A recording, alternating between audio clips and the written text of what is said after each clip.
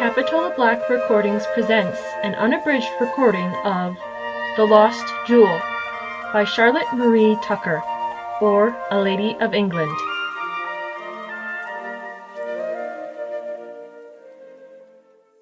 Chapter 4.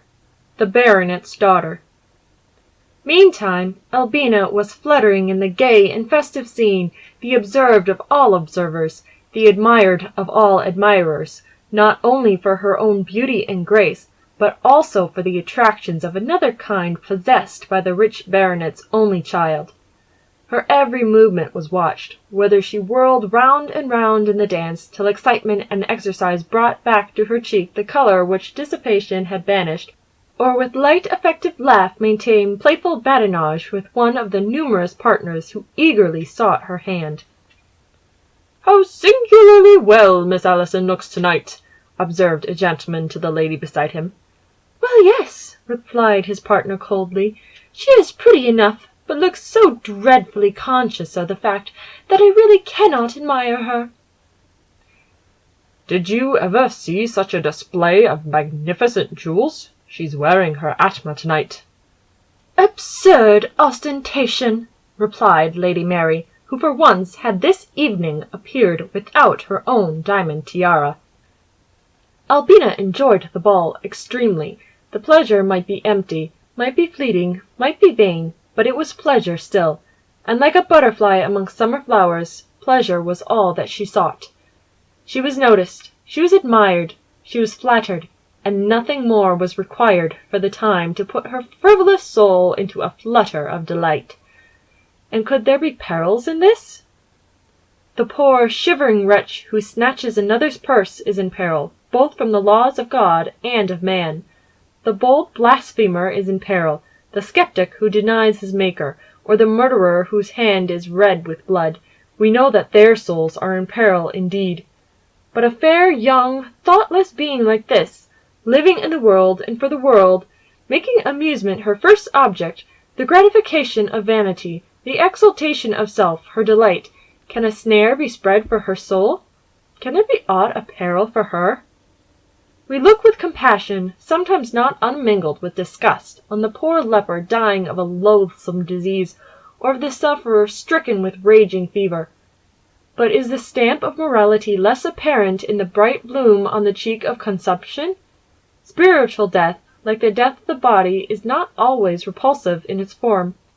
Yet in how many a warning in the inspired pages of Scripture is that awful declaration echoed and enforced: "She that liveth in pleasure is dead while she liveth." Albina's peril was not that she liked amusement, but that she made it the end of her existence. Not that her foot entered a ballroom, but that her hopes, her thoughts, her desires found their centre within it. Albina returned home in high spirits, in the grey light of an April morning. There were few to be found in the streets at that early hour, save the policeman on his solitary beat, or some harmless outcast whose pillow had been the doorstep of some luxurious mansion. Here and there a laden cart moved slowly along the quiet road, or a carriage more rapidly whirled past, bearing home the votaries of pleasure. The soft morning air breathed refreshingly on the flushed cheek of Albina, who scarcely felt conscious of weariness till she entered the door of her home. Slowly she mounted the broad staircase. The house was closely shut up. Scarcely a beam of the morn could struggle in through the shutters closed and barred. The sun was rising in his glory, streaking the east with crimson and gold, but this was the hour for sleep, and his shining radiance would have been intrusive within that dwelling. Albina's mind was full of all that had passed at the ball. She smiled to herself as the sleepy-eyed maid removed the wreath from her hair, recalling the occurrences of the night. How Lady Mary had looked the mortification which she vainly tried to conceal! How Sir Philip had been more attentive than ever, and he really was a charming man!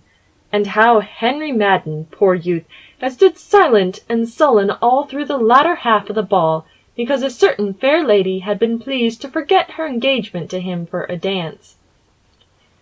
"If I had lived in the good old times," thought the young beauty as she unclasped the rich bracelet on her arm, "what breaking of lances there would have been for my sake! What pleasure to have been the object of knight's devotion, and the theme of minstrel's song, to have sat queen of beauty at the gorgeous tourney, distinguished above all the ladies, even as the Atma—" Albina raised her hand to the place where she had fixed her jewel, and sprang up with a sudden exclamation which startled and frightened her drowsy attendant. "Gone! Gone! My precious jewel! Nothing left but the empty setting! What shall I do? Oh, what shall I do? How shall I meet my father?"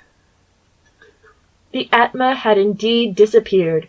Great was the hunting and searching for it, from the hall door to the toilet table.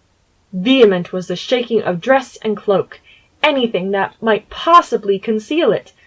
Albina paced her room, looking in every likely and unlikely place for the treasure which she had lost, blaming her own carelessness, wringing her hands, uttering passionate laments, as though overtaken by a heavy misfortune. The shutters were flung wide open, that the bright daylight might render the search more effectual. Its radiance overpowered that of the candles which gleamed in Albina's apartment. It was like truth's unwelcome beams dimming the world's artificial lights. The beauty caught a glimpse of herself in the mirror, her hair dishevelled, her cheek haggard, her eyes heavy and swollen. She found no flattery there.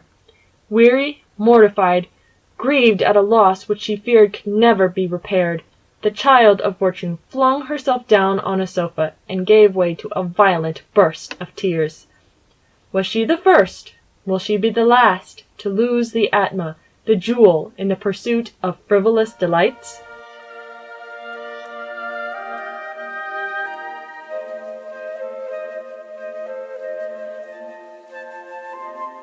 Thank you for listening to Capitola Black Recordings.